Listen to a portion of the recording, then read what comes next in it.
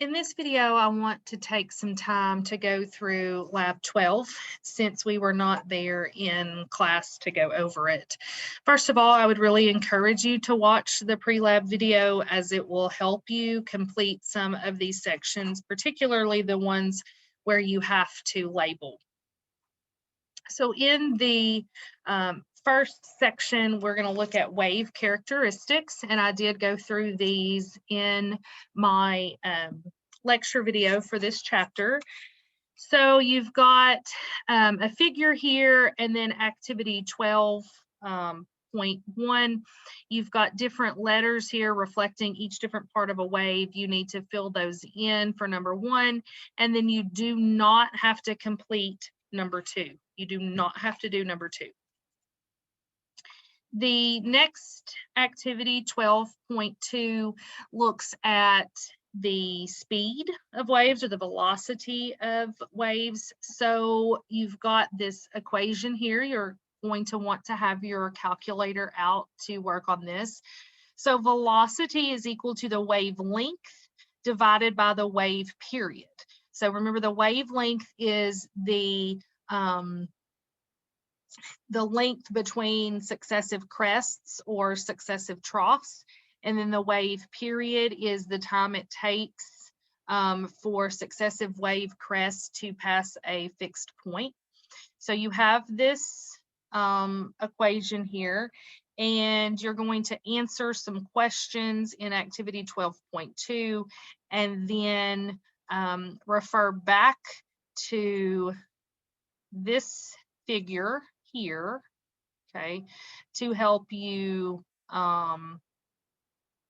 answer these questions, okay?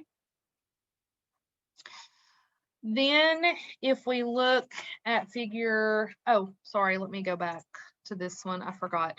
You do not have to do 10, 11, and 12 here. Do not do 10, 11, or 12. Sorry, forgot about that.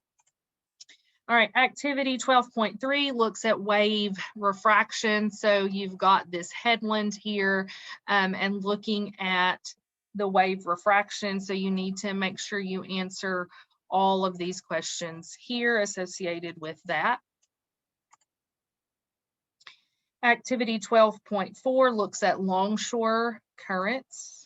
And you've got some questions here. You do not have to do question 1, so do not answer question 1.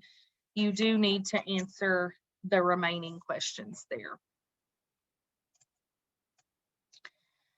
In activity 12.5, you have some figures here, and you're going to be asked to label these as we get into the exercises. Okay, so you've got the descriptions of the shoreline features here, and you're going to need to label both of these figures.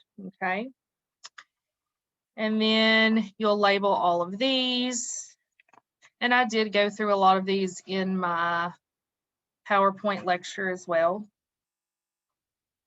You'll also need to complete activity 12.5B. You have this topographic map here, and you'll need to answer these questions. 12.6 goes over surface ocean currents. You watched a smart figure video in my lecture video about these, and you need to label them all. There's also a link here to the video that was in the lecture video here. So make sure that you answer all of these questions here. You do not have to do any of 12.7. So you do not have to do any of activity 12.7. Okay, if we look at 12.8,